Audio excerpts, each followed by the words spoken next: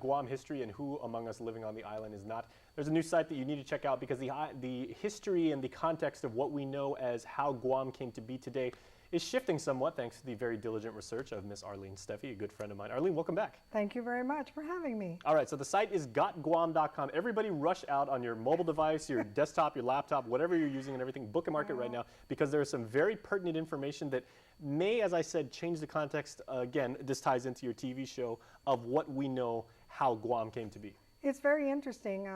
When I started the work, of course, you never know where research is going to take you. But as things are unfolding, we are not revising history.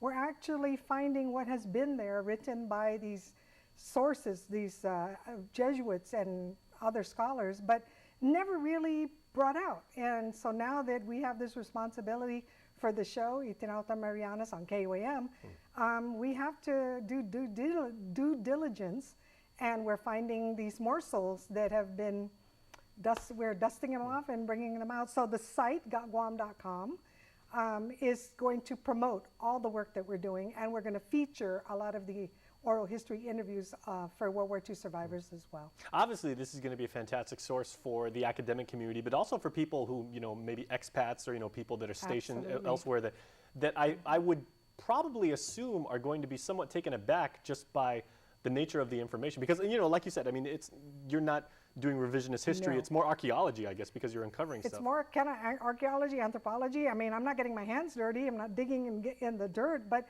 these source materials have been there for many years. What we're finding is that everybody's research is very specific, right? So the Catholic Church has basically taught us what we know. And so now we are growing up and maturing, and we want to know more about what we know. And so in the course of doing history, for example, in episode 9, we're talking about Salvatore's murder. Why was he murdered? That has always been a controversy. He's already beatified. Should he be canonized? Will he become a saint? What are the parameters? All those are defined, but it really goes back to why was he murdered? Was he murdered because he was defending his faith? Or was he murdered because he was trespassing? And of course, we don't want to give everything away because episode 9 is coming up right here on KUAM TV. Episode 9. But the big reveal, maybe give it gloss over it a little bit and tell people what they can expect to see. I would say, again, if you grow up in the Catholic faith and you grow up on Guam believing certain things as we were taught in school and everything like that, this gives you something to think about. It's going to give you a moment for pause. It's a big moment for pause. It's a huge moment for pause for me. Don't be eating while you're watching this. Yeah. You may Actually, when I first read the materials, I had to put it away and then bring it back and think, did I just read that? And then read it again. And then I had somebody else read it and my staff. I said, can you read this? And tell me am I reading this correctly? And then I checked with Hazel and I checked with Atienza. We're on the money.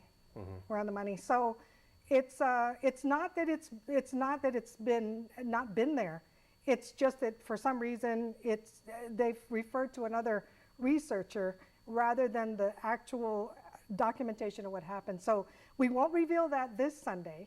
What we revealed this Sunday is again the murder, leading up to the murder and actual murder of Salvatore. It is in episode 10 that you will find out. Ever the cliffhanger, Arlene. Spoken like a true TV producer, a veteran TV producer. I hope so. All right, well, thanks so much. Thank you for having me. All right, everybody, we are out.